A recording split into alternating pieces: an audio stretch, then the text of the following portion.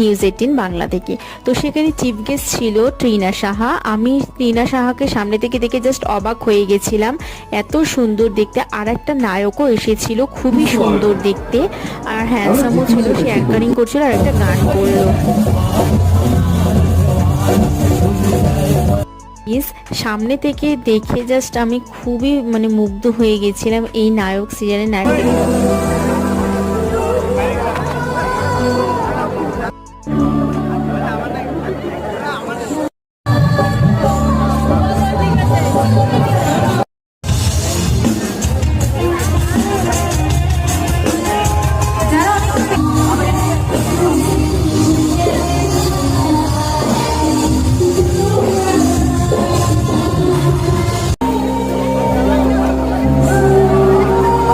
Guys, তোমাদের যদি আজকে ভিডিওটা ভালো লাগে অবশ্যই লাইক কমেন্ট শেয়ার করবে। টাটা।